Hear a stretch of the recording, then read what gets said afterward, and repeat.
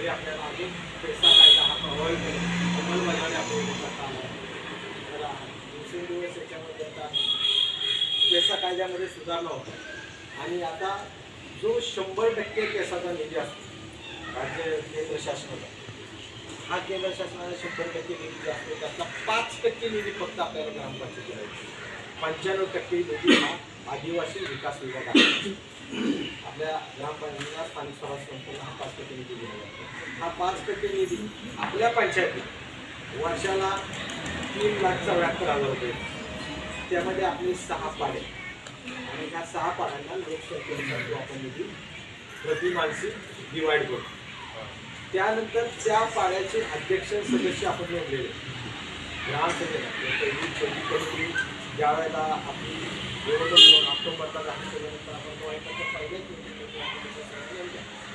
याचे अध्यक्ष तुम्हाला सर्वांना माहिती आहे, सदस्य माहिती आहे आणि ह्या सर्व त्यांचा सचिव हा ग्रामपंचायत अधिकारी या आणि या सर्व समित्यांचे समिती प्रमुख हे माननीय सरपंच असतात.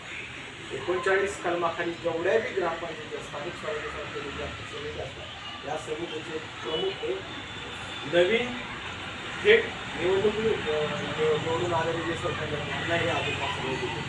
पूर्वी कसं व्हायचं प्रत्येक समितीला वेगवेगळे अध्यक्ष असायचे पण आता कसं थेट सरपंचांचे अधिकार मोठ्या प्रमाणावरती त्यांच्यावर जबाबदारी दिली अधिकार दिले आणि पैसा कायद्याची प्रभावी अंमलबजावणी करण्यात आली. हाच याचा मूळ उद्देश आहे. आता तुम्ही जर पाहिलं तर आपल्या सर्वांना माहिती आहे 2015 साली जो 4 फेब्रुवारी 2015चा जो शासन निर्णय आहे याच्यामध्ये दिलेला आहे तुम्हाला की हा पैसाचा निधी कशा पद्धतीनं तो खर्च करायचा. तर समजा तुम्हाला 100 रुपये आले तर त्याचे 4 भाग केलेले अ ब क ड.